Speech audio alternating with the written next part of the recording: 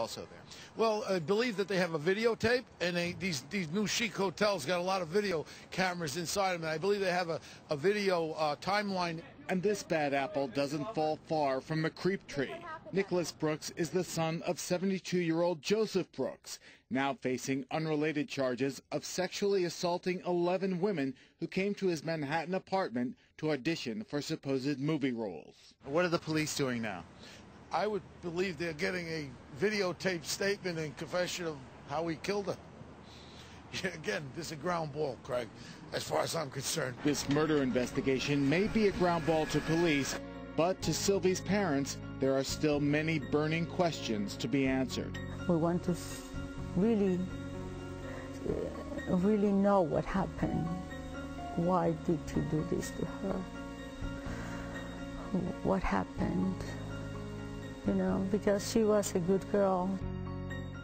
An apology letter from Brooks was found in Sylvie's purse. Authorities say it showed that Brooks had not accepted that their relationship was over. Brooks' attorney claims Cachet was, quote, absolutely fine when last seen by her boyfriend, now being held without bail for attempted murder and strangulation. Geraldo?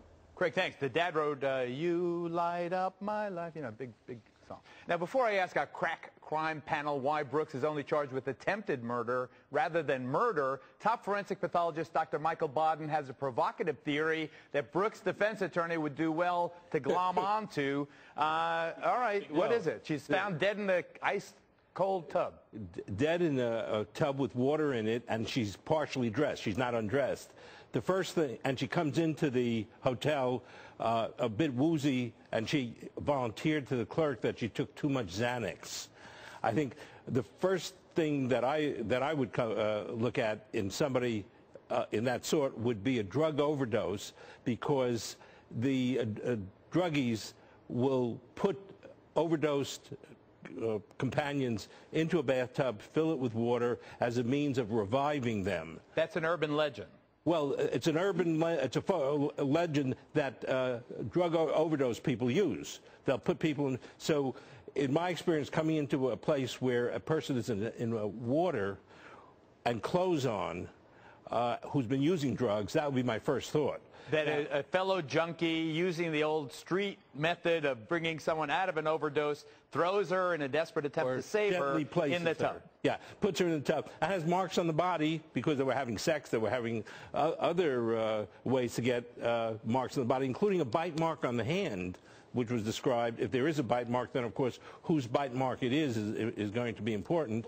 And I think in this instance, the toxicology, which should be completed within a day or two or three at most, is going to answer that question. And it will, doctor, but here's the point, though. What about, how do you explain the decompression of the neck? The bite mark you could explain. You could say they were red marks on the neck. Yeah, allegedly, we don't know what the medical examiner refused to put down a cause of death of strangulation. Which is why they didn't charge murder. They had to charge attempted murder. Until they get the results of the toxicology. That's right. So what if the toxicology comes back with the high levels, lethal levels of Xanax or something, then all this other attempted murder goes away because maybe it's compression neck during sex. He's saying it's rough sex. Well, he tends to say this. He's working with me. He goes with this theory. Right. Just like my dad and he worked together. Now Bodden and I work together. But this is going to be resolved easily by the toxicology. But so if the toxicology shows she's got near lethal levels of drugs in her body, you maintain, doctor, that that is a defense to homicide. Oh, yeah. It isn't homicide. That if a person dies of a drug overdose, a lethal level, then everything... He would have to testify, though, wouldn't he? Arthur Ayala, defense attorney, wouldn't he have to testify? He's already testified. Yeah. He was in the precinct for a day cooperating. That's true. He spoke to them for a whole day. But they indicted him anyway. Cooperating. Well, you know, they were under a lot of pressure. They didn't like what he had to say. Kimberly? Well, the theory of the defense attorney thus far from the interviews he's given is that he said, look, my client's going to cooperate. He's going to tell exactly what happened. She was fine when he left the room, that there were other people on video, therefore they could be responsible for the death.